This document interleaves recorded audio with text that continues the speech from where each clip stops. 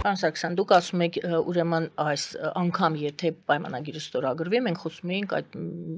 26 թվականի մասին, հիմա դրան գումարվեց 2 տարի մոտավորապես դուք կարծում եք, որ Ուկրաինանի վիճակի է համենայն դեպս առնվազն 2 տարի էլ դիմակայել այո Ռուսաստանին, նշանակում է արդյոք որ հայ-ադրբեջանական այս հարցը դեռ երկար ձգվելու է։ Գիտեք, ինքը ինչպես եւ ամեն ինչ միջազգային հարաբերություններում բազմավարիանտ է, բազմատարբերակ լուծումներ են, տարբերակները ասենց որ պատկերացրեք, այդ պարամետրերով փոխում եք։ Իհարկե այդ տարբերակներից մեկը այն է пассив տարբերակը, որ ուկրաինական պատերազմը ավարտվում է, Ուկրաինան եւ Ռուսաստանը նստում են այն կամ ինչ որ մնացել է Ռուսաստանից, եվրոպական, որտեվ ասեմ 26-ը կարևոր իրականում, ինչի ես ամեն վստահ եմ, որ բան այդ կարդ, որովհետև այս տեմպերով, որ գնաց Տրամպը հաստատ կկորցնի կոնգրեսը, այսինքն այնտեղ արդեն այս բանը, բացարձակ գժությունը, մագա, ֆաշիզմը, մեգալոմանիակությունը, մասկի բանի կդադարի էլի, ասենք կուներա նորմալ բան, կլինի հանրապետական նախագահ, դեմոկրատական կոնգրես, քիչ թե շատ բալանսավորված Սենատ եւ այս ամեն ինչը կլինի բան։ Եթե այս տարբերակն ենք դիտարկում եւ այնտեղ վերջանում է պատերազմը արժանապատիվ կերպով, ոնց որ Բլինկենի ձևակերպումներ։ Նշանակում է աշխատեց Ռուսաստանի եւ Ուկրաինայի միջև Ալմատայի հռչակագիրը, իրանք վերադարձան 91 թվականի սահմանները։ Կրկնում եմ, չեմ եւ սա պնդում։ Սա միակ տարբերակն է, որ Ուկրաինայի հասարակությունը եւ Եվրոպան, հետեւաբար հիմնական ծանր մասը կհամաձայնվեն, որ խաղաղությունը արժանապատիվ է եւ կայուն։ Որովհետեւ բոլոր մնացած տարբերակներով դա կնշանակի, որ կոնֆլիկտը սառեցվում է, ոչ թե լուծում։ Հետեւաբար ցանկացած պահի, ցանկացած ընտրությունների արդյունքում կամ նախընտրական պայքարի մեջ երկու կողմերի մոտ լինելու է, եթե թողեցին Ղրիմը մնա Ռուսաստանին օրինակ, Ռուսաստանում ազգային ուժերը գալու են այն բանով դե տեսակ Ղրիմը վերցրին, կուլ տվեցին, եկեք Դոնբասը հետ վերցնենք։ Եվ հակառակը Ուկրաինայում նացիոնալիստները գալու են եւ ասեն մինչեւ Ղրիմը չվերադարձնենք, ինչ մարդու իրավունքներ, ինչ բան, պետք է վերադարձնենք Ղրիմը, պետք է միլիտարիզացվենք, այսինքն մշտապես այս ամբողջ բանը կրակը չի մարելու, ինքը տենց տականալու է, միշտ պատերազմ կախած լինի Եվրոպայի արևելյան սահմանին, ոչ մեկին ձեռ չի տալ, հետևաբար նորից եմ պնդում, ռուս-ուկրաինական պատերազմի ավարտը, դա արժանապատիվ ավարտ, ընդ որում երկու կողմերի համար, ոչ միայն Ուկրաինայի, դա 91 թվականի Ալմատայի հռչակագրով սահմանների հաստատումն է, ռուսները SpaceX-ն ելնում դեպի իրանց տարածք, Որկուտա, ուկրաինացիները գալի կանգնում են այդ սահմանը։ Հեշտ եք ասում, Պուտինը որ պարագայում կգնա այդ ճանապարհով։ Երբ որ Պուտինը գնաց Կաբզոնի համերգին, դա կլինի նորմալ։ Հիմա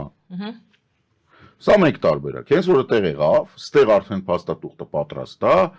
արդեն ոնց որ Ալիևի, գիտեք, Հայաստանի սահմանադրությունը փոխել, բան ոչ մեկ չի նայելու, որտեղ Ռուսաստանի սահմանադրությունը հիմա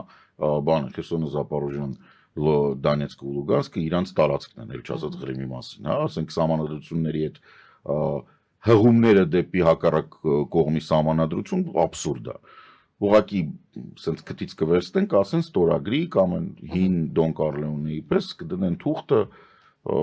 գրիչը ու ատրճանակը։ Այդ դնողը ով է։ Եվրոպան այն որ գարանտա կանգնելու ռուս-ուկրաինական խաղաղության, այսինքն որպեսզի նախադեպ չլինի այդ ստորագրություն խաղաղության պայմանագիրը պատրաստ վիճակից հետ խաղալ, բան, եկեք սենց չանենք, եկեք սոտիկի պատերազմ անենք, որպեսզի այդ դրանից խուսափել, կբռնենք ասեն թղթի վրա կամ ստորագրություն կլինի կամ ուղեղիդ մնացորդը։ Այս մեկ, երկրորդ տարբերակ։ Երկրորդ տարբերակը ինձ գնալով շատ է դուր գալիս։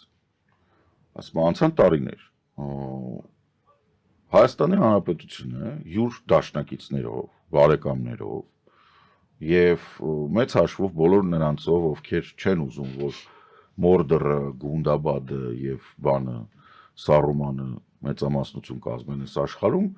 աջակցում են Ադրբեջանի ժողովրդավարական ուժերին եւ Ադրբեջանը դառնում է ժողովրդավարական երկիր։ Ուրա։ Ուրա թե ուրա։ Տենց, ինչ որ մի բան ենք անում։ Մի հատ Թարիր Աշամը հայտնվում, որը գնում է դեպի Բաքու, ճիշտ է, շիիտական դրոշներով կամ, չգիտեմ, ինչ որ ուրիշ դրոշներով, Ալիևին բան ենք տալի, ասում ենք կարճ լուցկին քաշեցիր Սադամ ենք անում, երկար լուցկին քաշեցիր Կադաֆի ենք անում։ Ամփոփում ենք, փաստորեն այս բարձրաձայն Ես իրականում ուզում եմ ինչի համար ես սա ասում։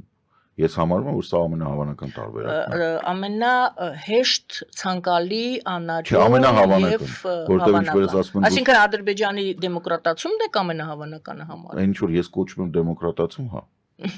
Հա, նո Իրաքի, Աֆղանստանի պես։ Այստեղ խնդիրը գիտեք որն է ասում։ Պարդոն, հետ են գալիս, ինչ են շանկում Իրաքի եւ Աֆղանստանի։ Իրաքի դες որ Սադամին հետո կթան բունկերում կախեցին, չէ։ Հետո Կադաֆին բունկերում կթան կախեցին։ Նո չկախեցին, բայց տենց արեցին, հա։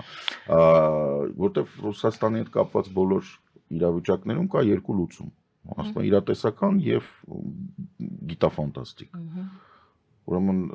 գիտաֆանտաստիկը դա ռուսները հավաքվում են, խելքները գլուխն են հավաքում եւ ուղղում են ամեն ինչ որ նորմալ աշխատի։ Իսկ իրատեսականը որ գալիս են այլ մոլորակայիններ եւ ամեն ինչ ուղղում են։ Ավելի իրատեսական է։ Հա։ Ինչի համար եմ ասում, այսինքն մինչեւ տեղի չի ունենում Ռուսաստանի պես երկրներում, իսկ Ադրբեջանը նույն տիպի ֆեյք պետություն է։ Իրանք ֆեյք էթնիկ խումբ են, իրանք էթնոգենեզը Ստալինինն է, անձամբ, Отец народов, բանի։ Իրանք անվանումը ֆեյք է, որտեղ ինքը նույն Ստալինի եւ Էնվերի կողմից է ստեղծված կոնկրետ նպատակով։ Բրիտանական ազդեցության տակ գտնվող Կենտրոնական Ասիայի երկրներ Աֆղանստան,